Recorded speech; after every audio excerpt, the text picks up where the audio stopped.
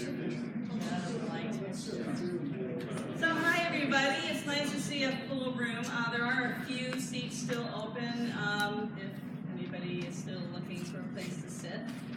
Welcome everybody, I'm Sandy Borden, the director of the Ethics Center, and I'm glad to see everybody ready to think about politics and anxiety. Actually made me a little anxious when I said that, but nevertheless, it's great to have you here. I do have some housekeeping things to say before I introduce our speaker. You may have noticed the table outside has a number of materials available. Feel free to pick those up. Those of you who are here for extra credit, there is a sign-in sheet. I noticed several of you already signed in that way, but you also can swipe in with your WMU ID.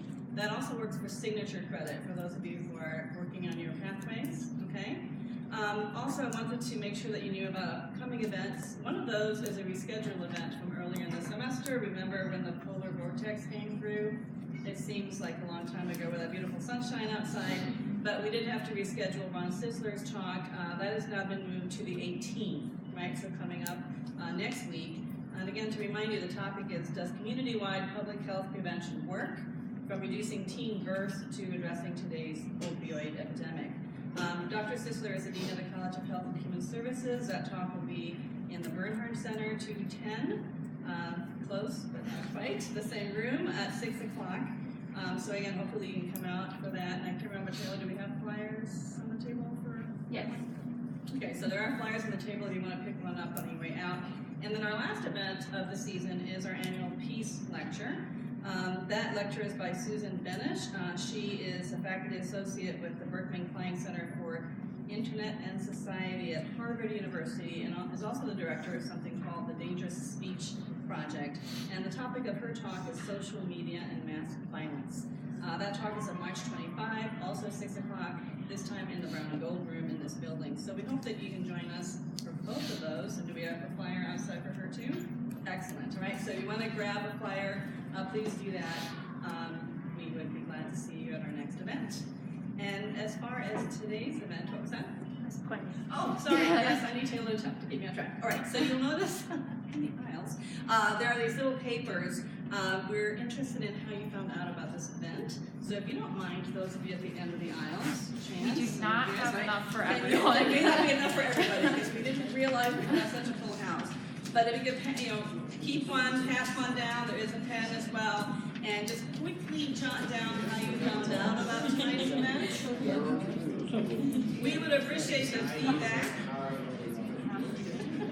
You can either leave those on your seats, or you can put them on the table outside. Anyway, and again, I apologize that we probably don't have quite enough to go around. Am I forgetting anything else, Taylor? All good? Okay. Excellent. So I think I'll go ahead and introduce our speaker for tonight, Charlie Kurth. The topic is, should politicians be anxious? Charlie is an associate professor in the philosophy department here at Western Michigan University. He received his PhD from the University of California, San Diego in 2011. He has research and teaching interests in ethics, moral and philosophical psychology, emotion theory, and metaphysics. Unifying theme of his work is that research in ethical theory, moral psychology, and the philosophy of emotion can be productively informed by empirical inquiry in the cognitive and social sciences. His book, The Anxious Mind, from MIT, 2018, so very recent. I'm not sure you're going on your book, probably for this talk. Investigates the cognitive science of anxiety and its implications for questions about value, agency, and virtue. His current work focuses on two fronts: meta-ethical questions about the nature of moral objectivity and more normative questions about emotions and their role in moral development and agency. And without further ado, let's welcome Dr. Kurth.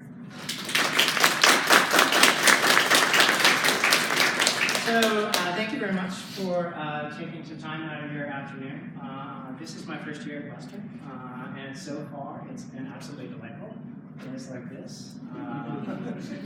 It's like being back in San Diego. So this talk, as Sandy just suggested, is just looking at something. Oh no! Come on now. Be nice. Really was working a second ago. Oh goodness, that's no fun.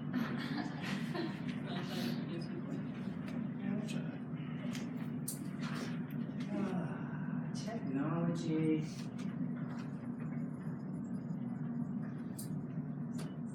All right, we'll do the old-fashioned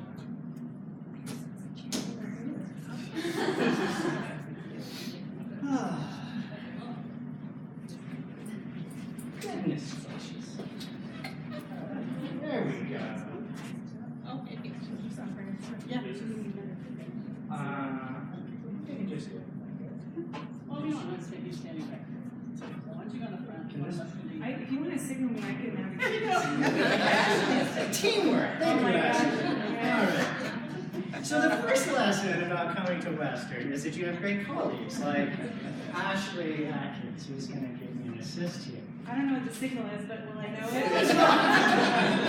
All right. So this is a book. This is a book I wrote, and in the book, I try to answer two questions.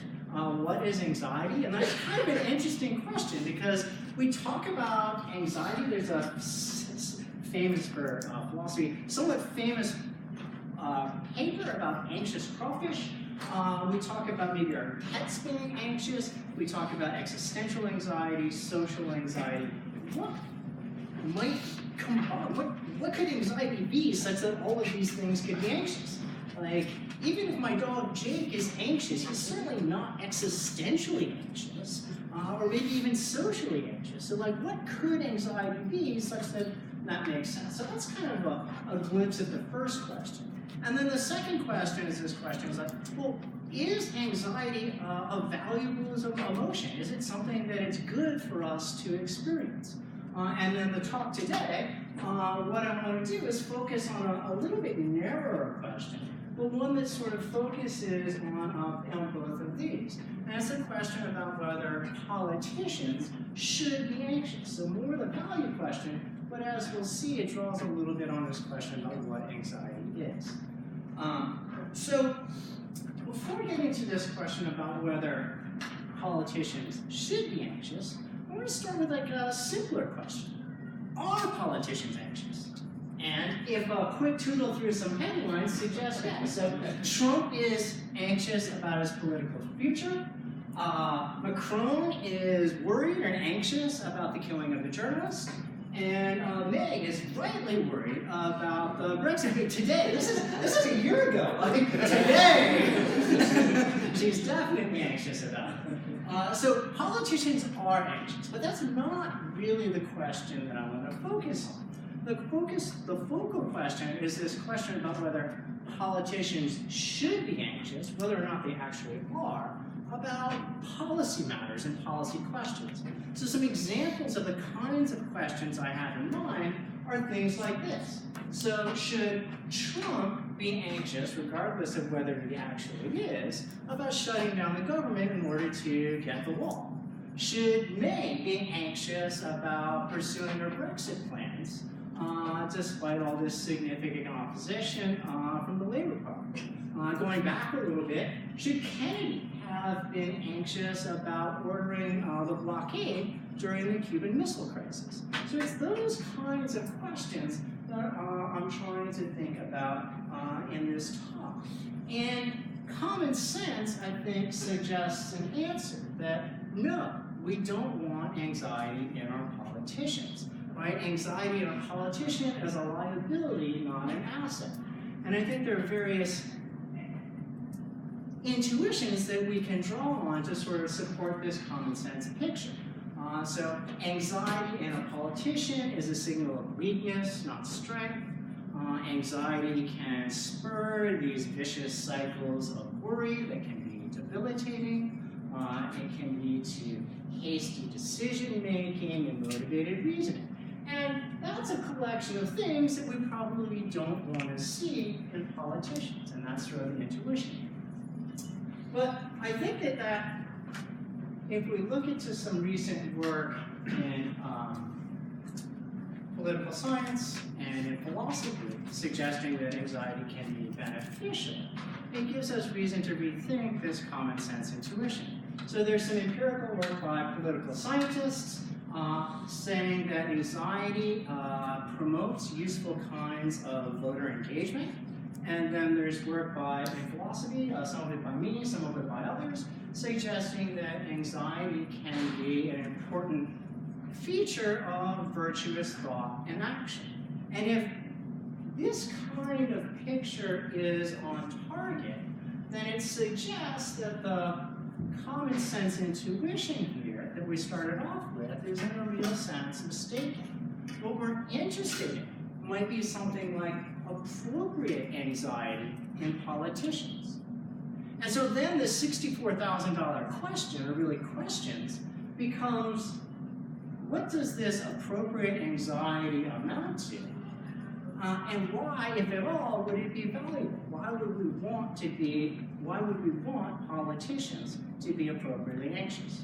And those questions are really what I want to focus on. And to do it, I want to look at some historical case studies of anxiety in politicians and see what insights we can draw from that. So the first set of case studies involves anxiety in politicians or political figures as they wrestled with the institution of slavery.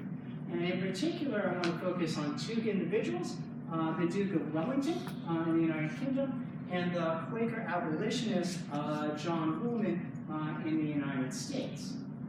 So then, starting off with Woolman, so these are going to be some remarks that Wellington made in the 1830s as the United Kingdom and Parliament was considering legislation to abolish slavery in the UK.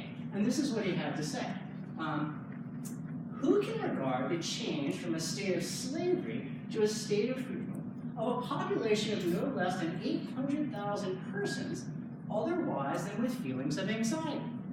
And as Wellington went on to say in this speech, what the source of his worry was this idea that freeing slaves would result in them being released into society before they become civilized.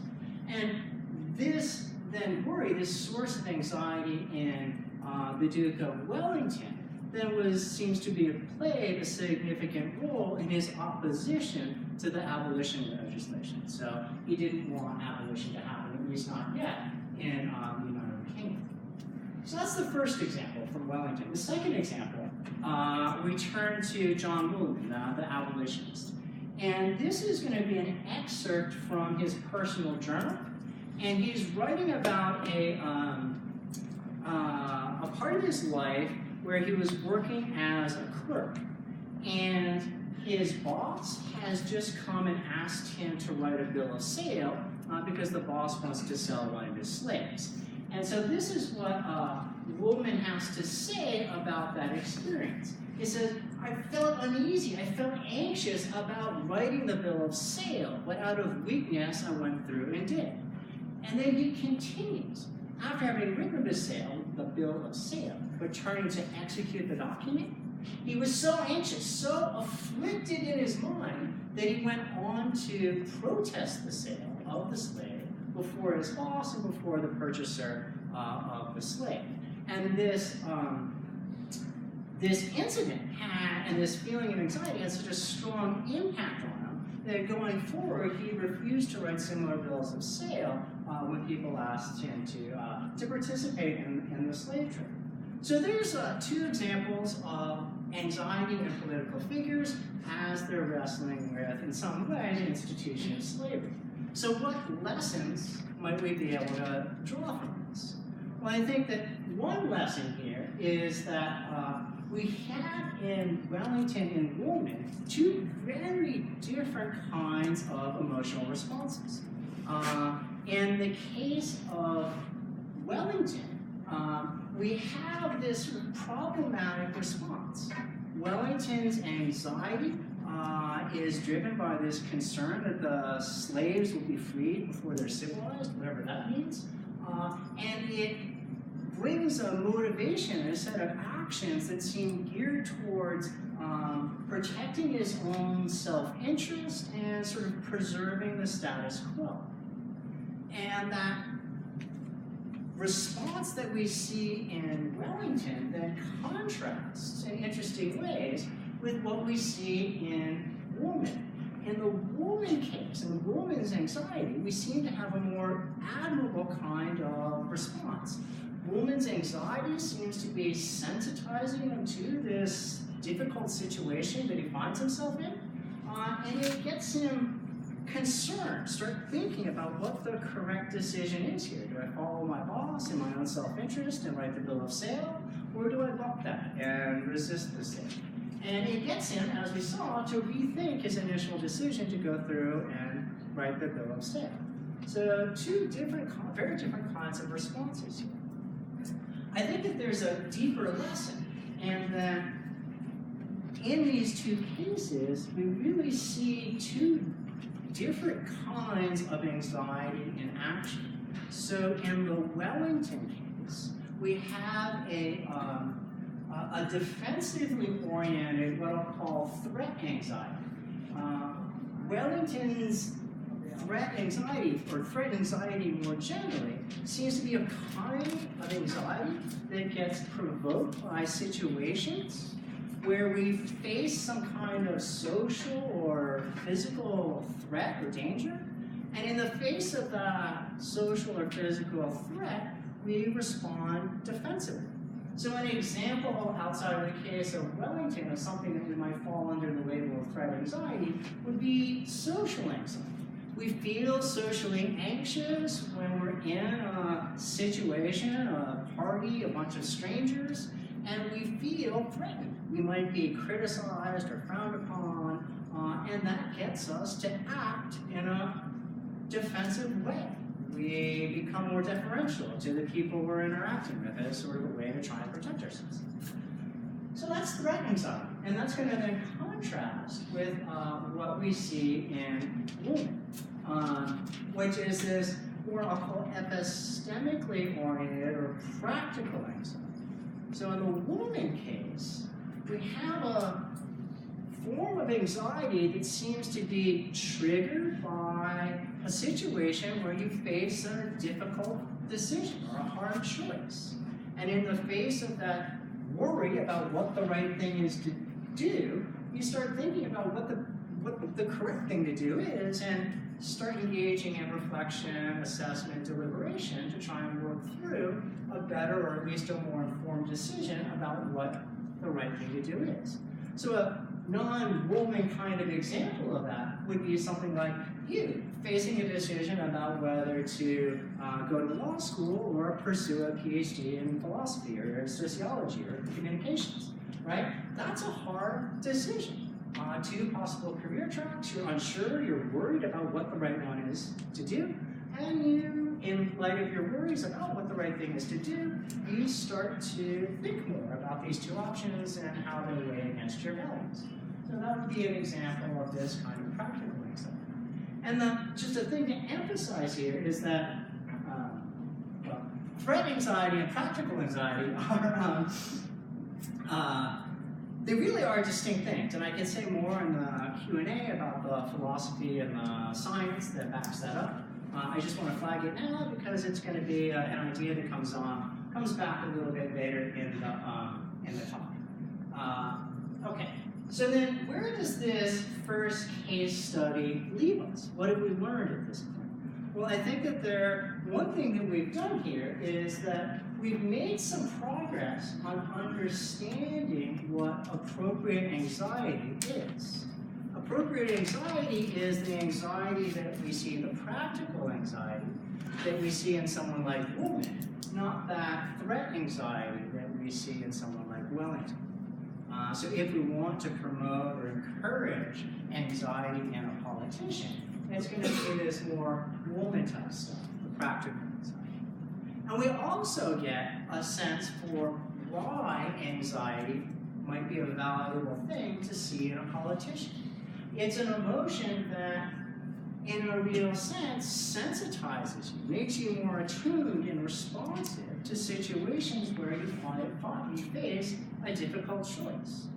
And given that increased sensitivity to the difficulty of the choice that you face, you're more motivated to think through carefully and reassess the values. 'Values and issues at hand. And that seems to be a, I don't know, a package of traits, sensitivities that we might think is admirable to have in a politician, something we would want politicians to have as they make policy decisions. And so to sort of drive that idea home that anxiety could be a beneficial thing to have in a politician, I want to just quickly consider a couple more historical examples. So the first one is from the suffragist Elizabeth Cady Stanton. And the anxiety, if you read her autobiography, the anxiety that she felt about the question about whether to get married. As Stanton was thinking about it, she was worried that in getting married, she would be submitting to this male-dominated institution. And she was really worried about whether she could do that and at the same time advocate for women's equality as a suffragist. And that anxiety in her ended up getting her to really start to think through this real tension in her values between love and cause, right? And at least in her case, she was able to think through that decision and see that these two values were ones that she could reconcile. But that would be, then, another example of practical anxiety in a political figure doing some real beneficial work. Another example, Nelson Mandela, in his autobiography, frequently mentions the anxiety and the worries that he felt in his role as both a father and a freedom fighter, and the tensions that those two roles forced upon him. And those worries then led him to think about questions like whether one was ever justified in neglecting the welfare of your family in order to fight for the welfare of others. And that we see Mandela feeling anxious about this tension, working through questions like this. I think that's another example of the kind of value that something like practical anxiety can bring to a politician or a political figure.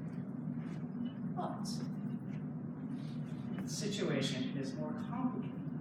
As anybody who has experienced a bout of anxiety knows, it can lead us astray in all kinds of problematic ways. That's no less true of politicians than it is for the rest of us. And so we should consider an example like this. Consider the British Prime Minister Neville Chamberlain and his actions during the Munich Agreement. So the Munich Agreement was a meeting in 1938 where the leaders of Britain and France got together and decided to hand over a chunk of Czechoslovakia in order to forestall Hitler's aggression.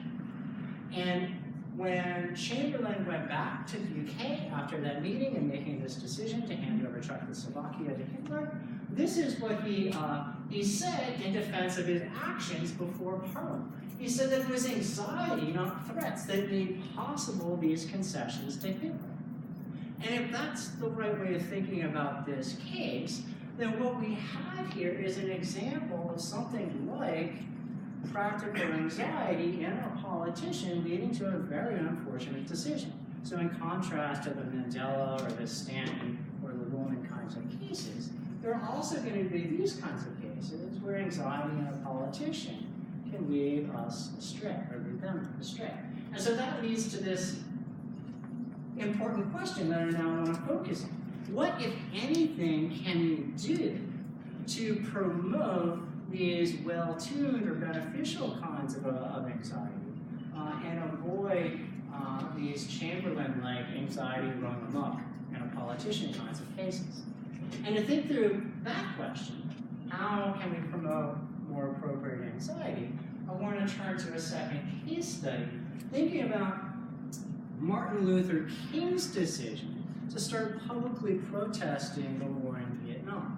And so here a little bit of background will be helpful. So it's early 1960s, and King recognizes that if he's going to get civil rights legislation passed in the United States, he's going to need the assistance of President Lyndon Johnson. And in light of that, King makes the decision not to confront Johnson about the war in Vietnam. But as time goes on, the war escalates. Things get more violent.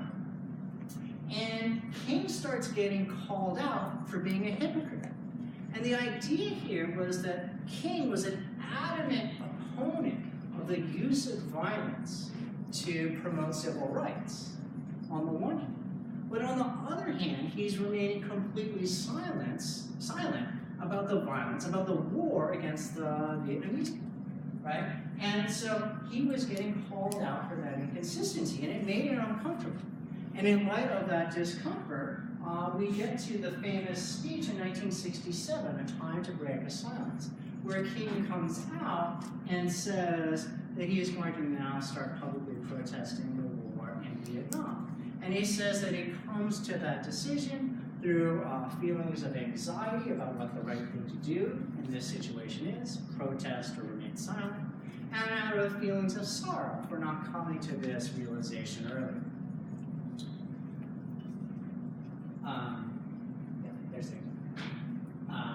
So King is now publicly protesting the war. As a result of that, the public backlash is severe and immediate. And as King remarks in his autobiography, nearly every newspaper in the country starts to criticize him for protesting the Vietnam War. The war, even in 1967, was still fairly popular. And so the public protesting of it was something people were quite upset about. And he remarks on this part of his life as a low period. So this is really something that affected him. So what happens now with King? Well, he starts to reflect on his decision to start publicly protesting the war. Was that the right decision to make? And here's what he has to say about what he was thinking at that point in his life. He says this in his autobiography. On some positions, cowardice asks the question, is it safe? And vanity comes along and asks the question, is it popular? But conscience asks the question, is it right? And there comes a time when one must take a position that's neither safe nor popular, but he must do it because conscience tells him it's right.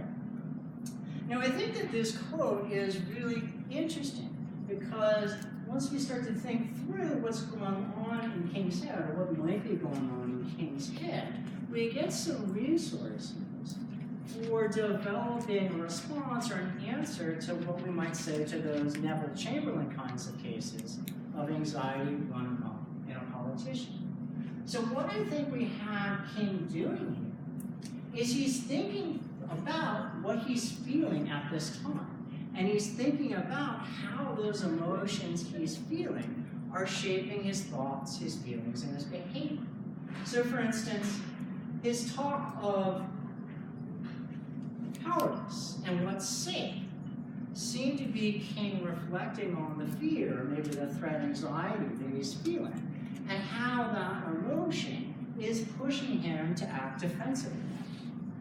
His talk of vanity and what's popular, that seems to be King reflecting on feelings of pride that he might be feeling, and how those could promote him to act in ways that would end up promoting a self-image.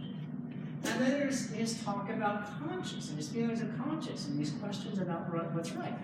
That seems to be King talking about something like the feelings of something like practical anxiety that he might be feeling, and the push that that's giving to thinking through what the correct decision is here. Now, if this kind of emotional reflection and attunement that King's going through is accurate, like that's what's going on, I think it's interesting. Because one of the things to notice here is that this kind of emotional understanding and assessment that we see King engaged in here, that's a skill. It's a complex skill in the sense that in order for King to be able to do that, he has to be engaged in a variety of different capacities, mental actions, right? So he has to be doing something like what's called emotion recognition. Emotion recognition is like a technical way of saying that you're able to recognize that that thing you're feeling is an emotion, not indigestion, fatigue, right? You have to be engaged if you're King in something like emotion differentiation. That is the ability to understand what particular emotion you're feeling. And you have to be engaged in something like what's called emotion knowledge. That is understanding how a particular emotion that you're feeling can affect your subsequent thoughts, feelings, and actions, right?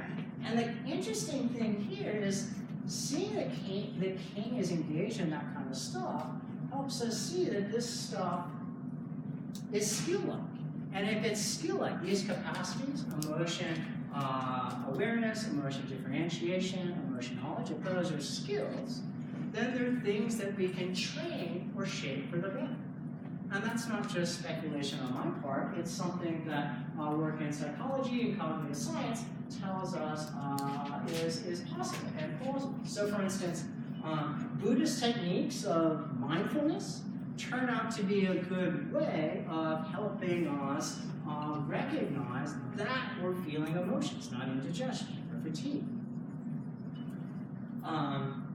Efforts to enhance one's vocabulary, one's emotion vocabulary, turn out to be good ways of helping you understand what particular emotion you're feeling. If your emotional vocabulary is just limited to, I feel good, I feel bad, then you're not going to have a very fine-grained toolkit for thinking about your emotions.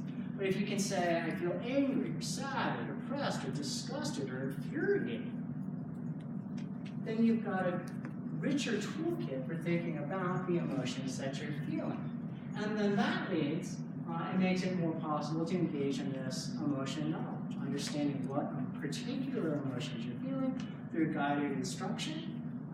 We can also enhance our ability to understand how those particular emotions can go on to shape our thoughts or feelings and our actions. And so then when it becomes interesting here, if I was right earlier that practical anxiety really is a distinct kind of anxiety, then there's something here for these techniques to latch onto. We can be aware, we're attuned to the fact that we're feeling this distinctive kind of anxiety, and we come to have a better handle on how it affects our behavior in comparison to fear or threat anxiety or anger. Okay. So where do we stand now? So a couple sort of larger lessons to extract here. First is look at King's decision to protest the law. Helps us see that there are things that we can do to cultivate, fine-tune the anxiety that we experience. So these Chamberlain-like cases of anxiety run amok in a politician aren't inevitable. And second, we've gotten a handle, or at least a beginning of a glimpse about what emotion cultivation, what practical anxiety cultivation might amount to. To cultivate your anxiety isn't to feel more anxiety or to feel it more intensely. That's not what we want to do. What we want to be able to do is shape our ability to feel our anxiety at the right times and in the right ways. And if all that's right, then we've made a case for this idea that what we want in politicians is some kind of appropriate, well-tuned anxiety. That's something that's valuable. That's something whose value we can see in these examples of Stanton, of Woolman, King, Mandela. Okay. What I now want to do is turn to think about a couple of worries that might have popped in your head as I've been talking. We have this idea that we want maybe even to promote or encourage anxiety in politicians. That might seem weird. And so I want to try and flesh out a couple of ways that you might push back or object to that idea. So the first version of this worry starts off from the observation that emotions are contagious, right? In a real sense. So if I see that Anna's afraid, that's going to have some tendency to make me afraid. If I see that Sandy is disgusted, that's going to have some tendency to make me disgusted as well. That's emotional contagion in action. And it's no less true of anxiety. So here's a study saying that worry spreads. Anxiety, too, is a contagious emotion. So that idea then is a launching off point, I think, for a work. So we start off with this idea that we want to encourage anxiety in politicians. And then we recognize that anxiety it's a contagion. It can spread. And then that leads to this result that, well, goodness, we're all going to get more anxious. And that might seem like a bad result. So for instance, we have the National Institute of Mental Health telling us that there are 40 million anxious adults in America, and that number is growing. We have popular press articles like this one saying that anxiety is on the rise in the population as a whole. And so we might think about what in the world might be good about this result.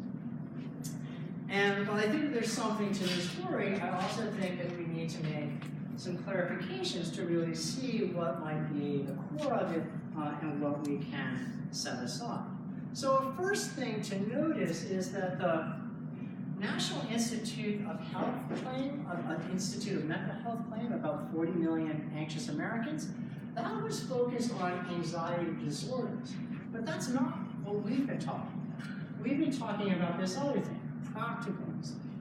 And then if you look at the Time magazine article, it's talking about anxiety in general, not this appropriate or well-tuned anxiety that's been what I've been trying to focus on. And if we combine that with this, some of these findings from political scientists about the benefits that anxiety can bring in the voting public, we see that an appropriately practically anxious electorate turns out to be a set of voters who are more informed, more open-minded, and more engaged.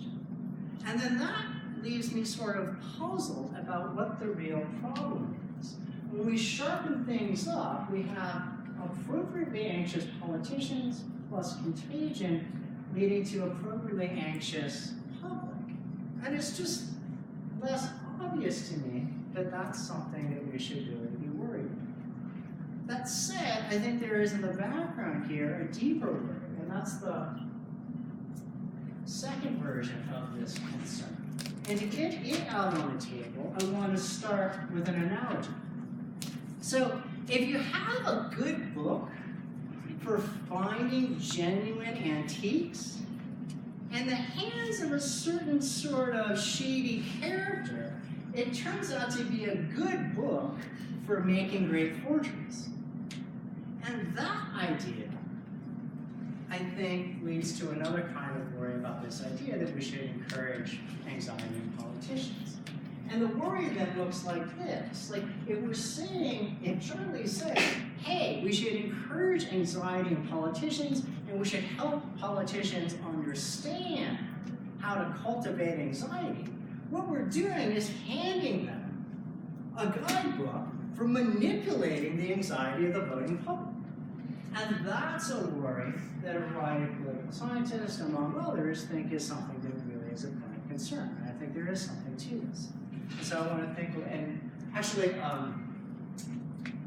attention on this manipulation worry becomes most poignant in debates about immigration. So in debates about immigration, you see appeals to immigration as sort of a wedge for increasing anxiety and so opposition to things like more open borders.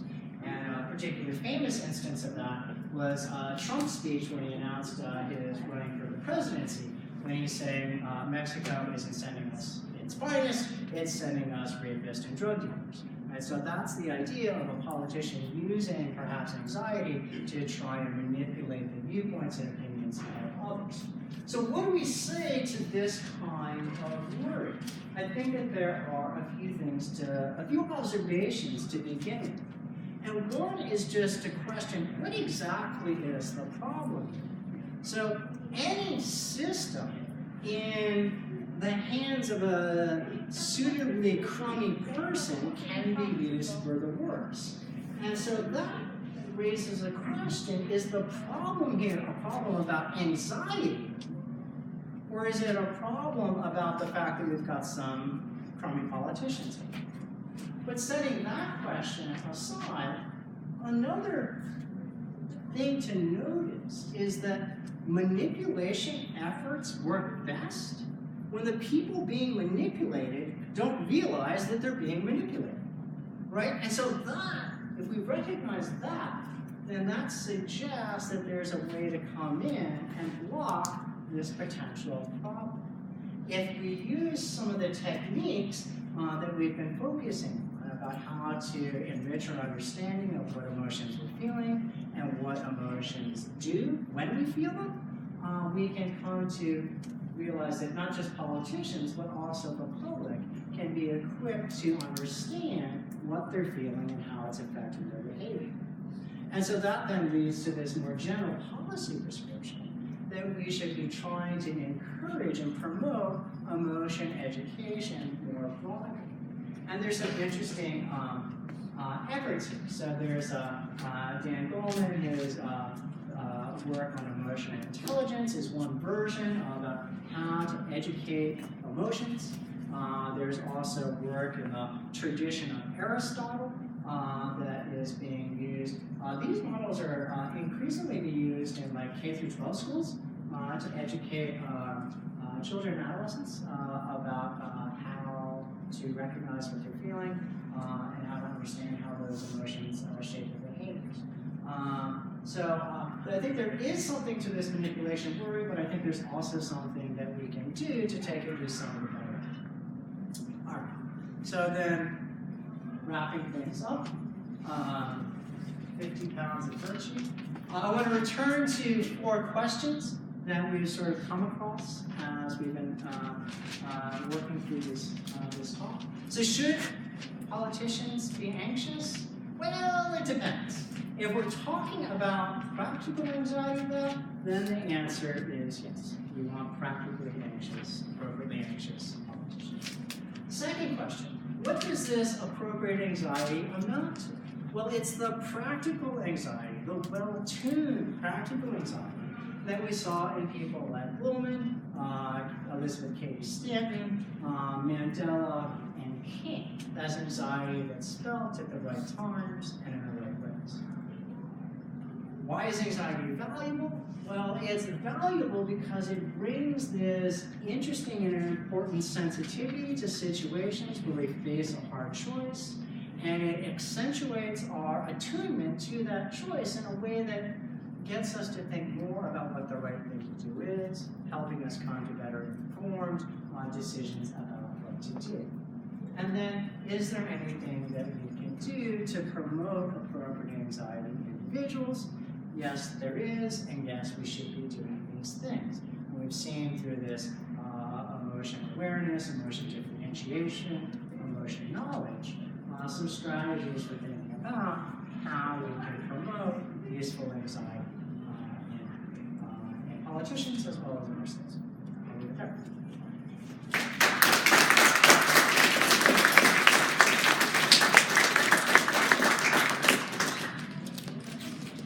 Would you have questions? Thank you. Great. So do you have any questions for Charlie?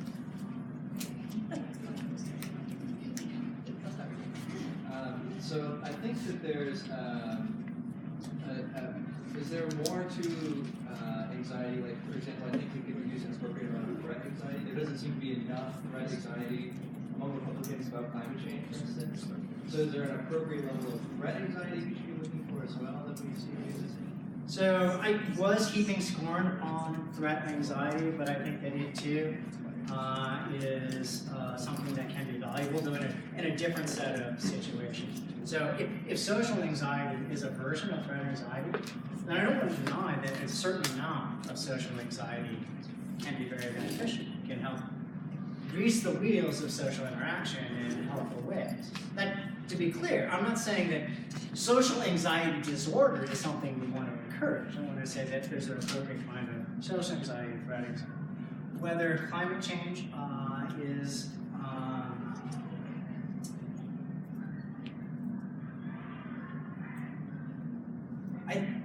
I think you feel more than one emotion at once, and that in a case like climate change, what we might want to hope to see is both threat anxiety and practical anxiety.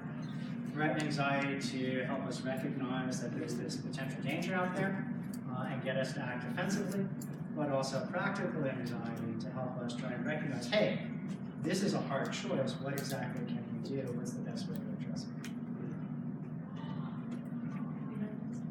sort of stole my question about the different ones. So what's the difference between threat anxiety and fear? So as I think about this, the difference between fear and threat anxiety amounts to the how probable the danger is. So you feel afraid when the danger is imminent. You feel practical anxiety or threat anxiety when it's a potential. That's going to be a fluid gradient, and it predicts that it'll be different in different people. Where exactly that cutoff is will be different in different people. But it turns out to be a question really about how imminent a threat is. There's a lot of interesting neuroscience and cognitive science behind that. About you can give rats anti-anxiety drugs. Well, I could give them anti-panic drugs, so fear drugs, and then when you put a cat in their enclosure, they won't freak out. Right? That a cat in your space, that's like imminent threat if you're a mouse. If you put cat pee in a rodent's cage, that's like, there's something that's not right here.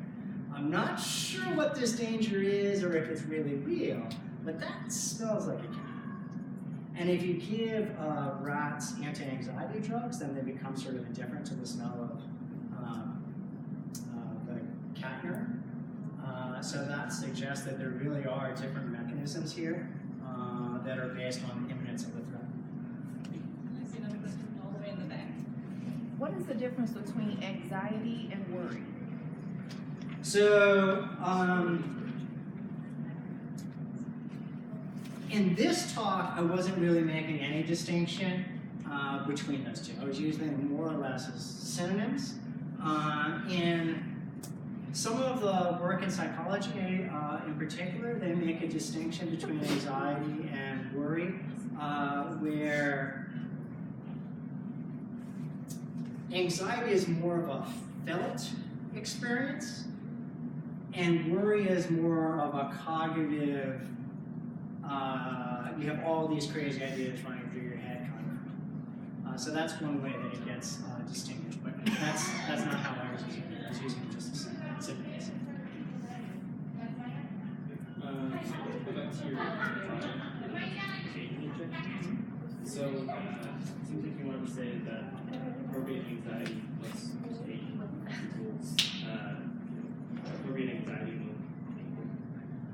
So the thing I'm concerned with, it seems like appropriate anxiety requires that you're like wrestling with these things, but contagion doesn't require that you're experiencing the same thought processes or whatever. So my anxiety might be due to me wrestling with this moral problem, then you receive it just as some recognition that I'm anxious.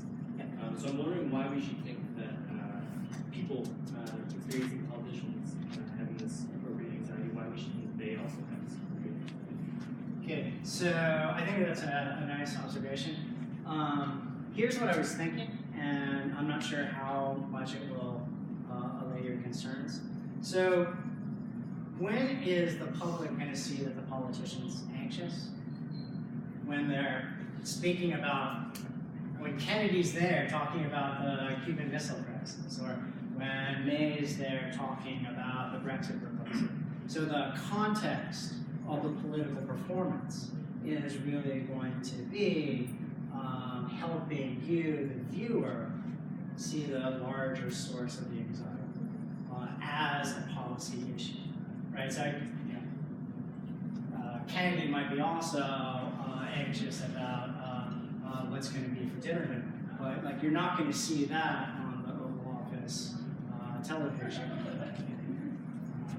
So that was the idea, that given the way that the politics is so scripted, some of that is just the anxiety that's packaged. So then, did you say that a requirement of the politician would be to be forthcoming about why they're feeling this anxiety in order to ensure that people are also experiencing? Right, so that slides then into the manipulation motivation question, right? If they're not being forthright, then it is, particularly if it's intentional. Some kind of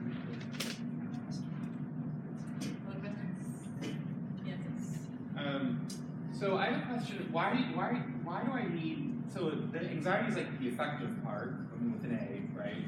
But there's another thing that's kind of cool, like epistemic humility, right? So I'm just not really sure. So like on the wall, right? Like I don't know if putting the wall up is going to lower the flood of fentanyl into the U.S. I literally just don't know. And it would seem hubristic, right, for me to try to pretend like I had an answer one way or the other. The politicians all say they have an answer one way or the other, but I think right? I mean, they don't.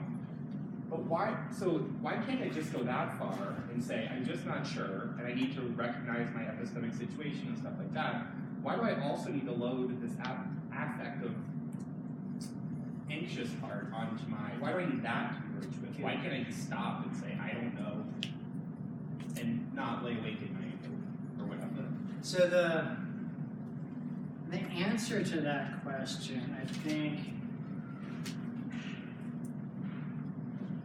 is located in how anxiety shapes our motivations and our behaviors in comparison to how humility shapes our motivations and our behaviors.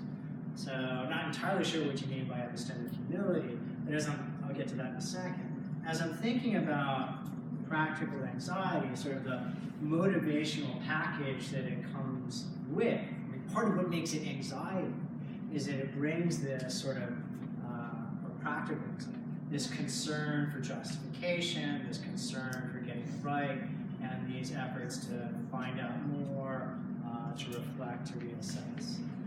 And then, at least on one way of understanding what epistemic humility is, the motivational package that it engages is more sort of hands-off or agnostic.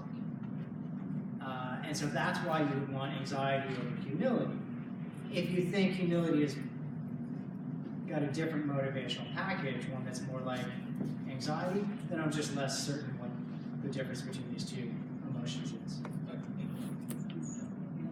Yes. I wonder if you think that some of these ideas speak to like this old criticism of radical politics and stuff would say, you're just being so negative, you're too negative and there's something wrong with that. I wonder if you think that the kind of practical anxiety could lead a politician, appropriately attuned politician, to just say no to everything. Like, we don't know, we need to think more about everything, we want to just have purely negative proposals. Do you think that if a politician that takes that kind of stand could be a virtuous practitioner of anxiety, and could this justify this kind of, could this be a response of someone to the critique of being radical as being not offering, what do you want to put in the place of the current situation, that sort of thing? So I guess I see that as like, excuse me, like extreme, so I think we want to distinguish like risk aversion from anxiety. So you seem to be suggesting as something like an extreme version of risk aversion? No, no, I think you could just be, this question is, I think it could just be genuine practical anxiety in the way you're talking about it. Saying, these questions are too hard to act on now, I just want to say no to all the current proposals, that sort of thing. I mean, I guess one of the things that sort of loaded into the idea that this is practical anxiety is that you have to act at some point. Like, do you do the blockade or not? Right? Do you push a Brexit plan or not? And I guess on some of those kinds of questions, anxiety is not asking you to be maximally risk averse. It's asking you to think harder about what the right decision is. Now, sometimes that might be that you become more risk averse. Maybe that's one of the things that pops out of this, but I don't think it's inevitable. I've got a question about decision making. So, say I feel appropriate anxiety, and I'm doing this way, in the right way, at the right time, for the right things. I'm still worried, like, how do we lessen or avoid cases where my anxiety like has a distorting effect on my decision? Like, where so we talk about in some cases spearheaded or kind of removed. Because like, so I think of situations where I have felt anxiety, and maybe it's appropriate, or it's maybe harder about the decisions I have to make. But my anxiety still made me do the thing that maybe I wouldn't do because I'm so eager to become unanxious or in some way it blurred the right decision I should make. So I think the occasions where it will be appropriate for you to feel practically anxious will decrease as you gain expertise. Yeah, in being anxious and as a decision maker. So as you gain, so there's some really interesting empirical work on like firefighters and military official people who are operating in high stress, high stakes, high uncertainty kinds of contexts. And what they find is that unease, worry is very high in the novices, but as you gain expertise, you become and should become less anxious. You make better decisions when you're not anxious. But even in the expert firefighters, they still become anxious when they enter into what for them is a novel situation. And that anxiety gets them to start to think through, pause, and start to think through. Whoa, this fire is not developing in the ways that I predicted it would. We need to reassess. And so that suggests that in response to your question, we should hope that your anxiety decreases as you gain expertise. While you're in the novice stage, it can be useful, but you're still going to be somewhat ham-fisted in how you use it. And that might be having a distorting effect, as you pointed to. But again, that's part of what developing a skill would involve. If you think of this as skill-like, then that's what it should look like. Yeah, so I'm interested in the sorts of like cognitive skills that we might associate with anxiety.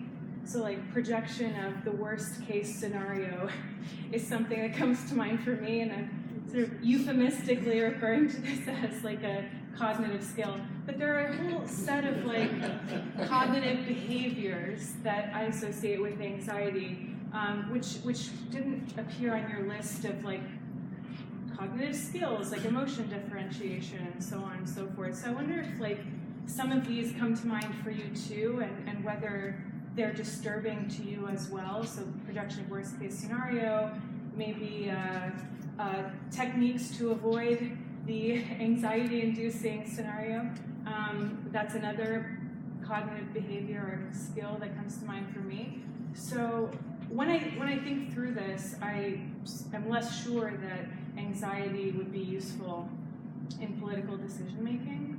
So I wonder if you could think through some of those cognitive skills beyond those that were listed and address the question of whether they might be complicating your proposal.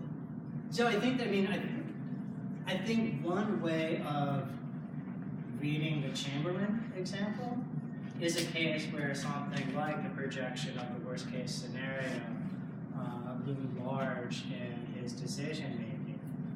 And so that would be an example of how even practical anxiety in a politician can lead to very unfortunate decisions. So I don't want to deny that can happen. What I want to suggest is that that is a real feature of anxiety, but it's not an inevitable feature of anxiety as we experience it. And if I'm right that these cognitive skills or capacities are things that are malleable, things that we can shape, then even in the Chamberlain case, there are things that we could do to try and prevent this from happening again in a particular individual or well, maybe I'll just stop there and see if that helps. Yeah, I feel the temptation to continue my list. But here's another thing to notice: like, other emotions work the same way, right? So, like anger or disgust can have very powerful effects on our behaviors. but we don't want to necessarily say that like anger in the face of racism is something we don't want to experience. But no, it can be a powerful and useful emotion in the face of moral wrongs.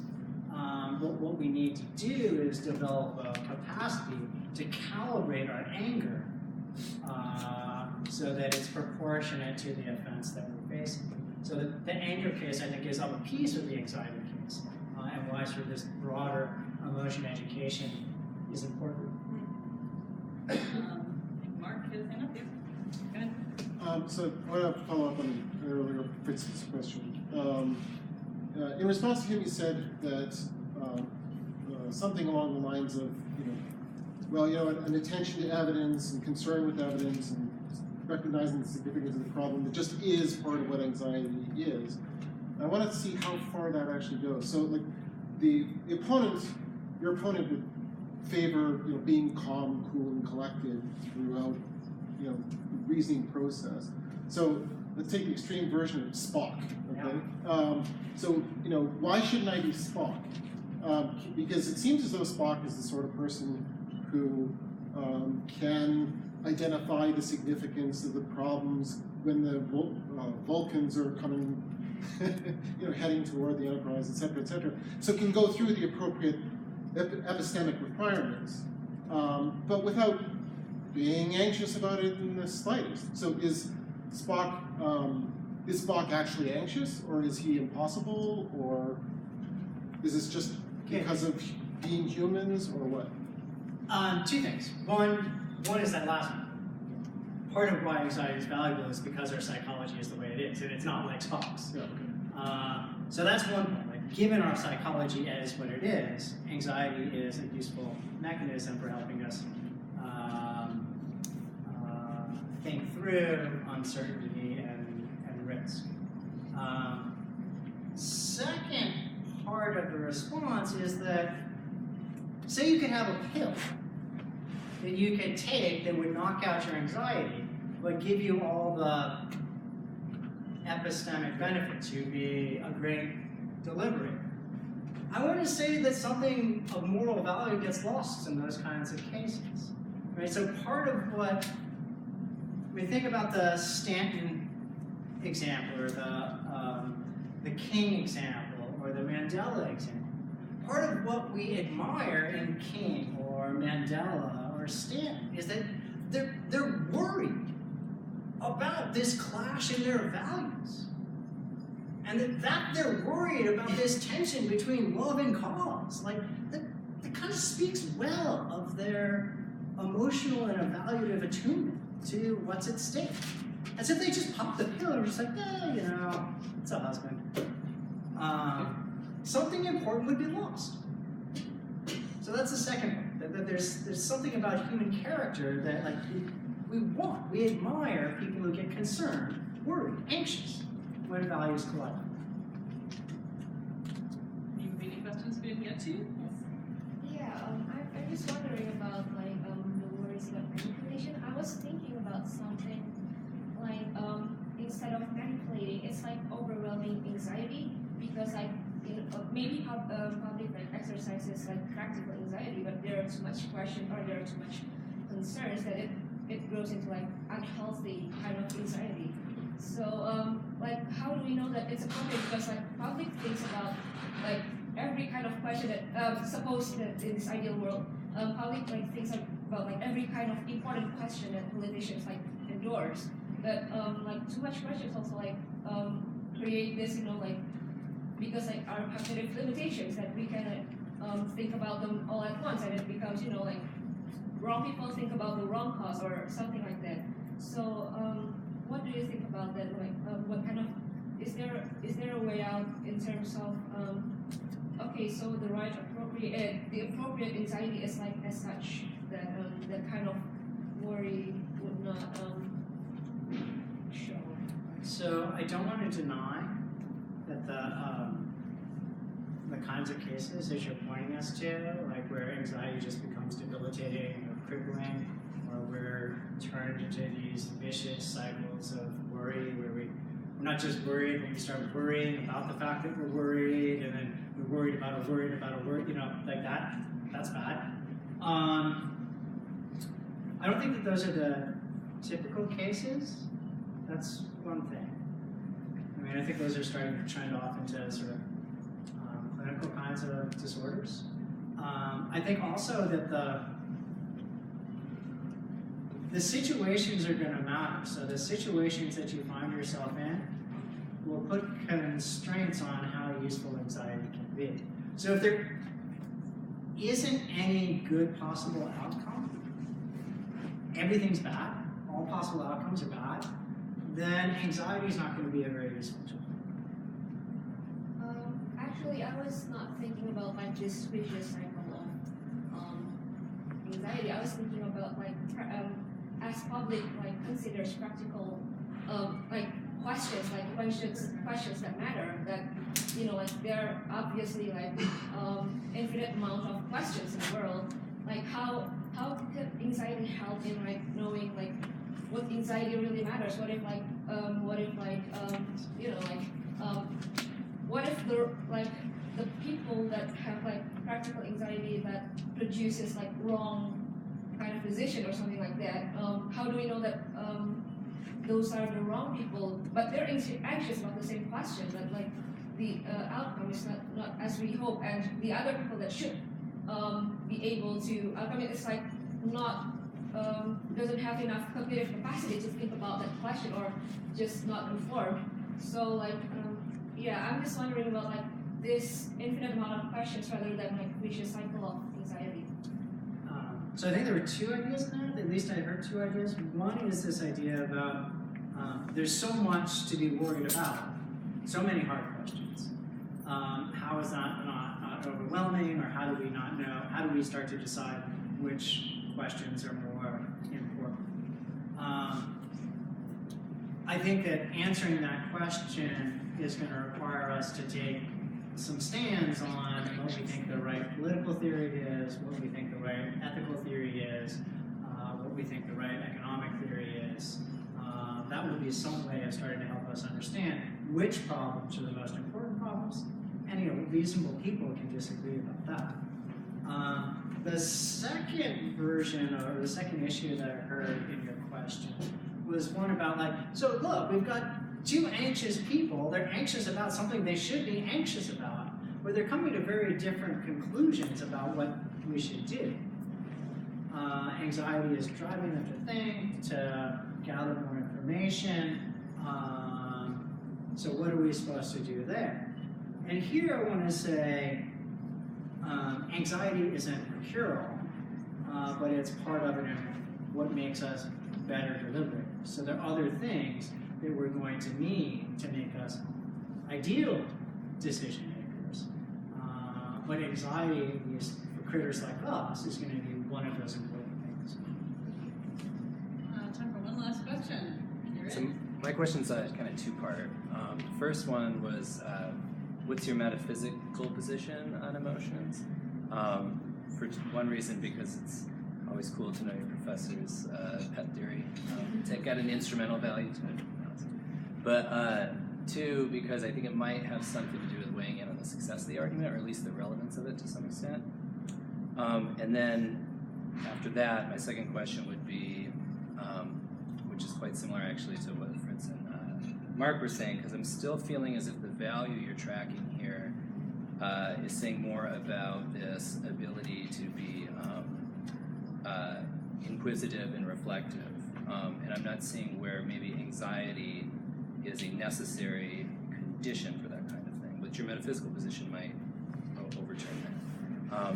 Now, I liked the pill example you gave about the Spock thing, or about the really calm, collected sort of reasoner. But then I'm thinking maybe in that example, we're still tracking another separate virtue of some sense, which is just to be the kind of person who takes responsibility for their actions, the kind of person who takes epistemic initiative when the going gets tough, sans the affective state still. So I'm wondering if the affective state is motivationally valuable, it has an instrumental value, I think. We want to see maybe that anxiety managed in people because it gives them that extra push, but maybe it's not the primal value we're looking for. I don't know. There's a lot there. I'm not sure. Yeah, I know. Sorry. So I'll start with the last part because that's the one that's most clear in my head right now. So I agree that anxiety is instrumentally valuable. It helps us achieve other things that we want. But one of the things that the pill example was trying to show is that anxiety is more than just instrumentally valuable. It's something that morally valuable in the sense that it reflects well on Mandela that he's worried about this tension between his family and the cause. Right? It's a morally admirable feature of Mandela that he gets anxious in these situations. Not because it leads to better decisions. It might. That would be an instrumental value. But it just reflects well on him. He's a better person in virtue of his sensitivity to these conflicting values. Another question that was in there that I remember is just sort of what my picture about emotions are. I think that emotions are elite. I don't think there's any general picture we can tell about emotions. So the picture of anxiety that I think is correct is that there is some hardwired part that is constitutive of the emotions. So part of what anxiety is some sort of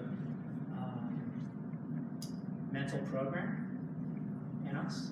But that program gets shaped and changed by how we're brought up, the experiences we have in the cultures that we live in. So that there's something that we might share with apes and baboons and maybe dogs in terms of like what makes us anxious. But then there's this larger culturally and socially shaped shell in which that hardwired mechanism fits. But I don't think that story about anxiety can be told for every emotion. I think that's the last question. So shall we thank Charlie one more time?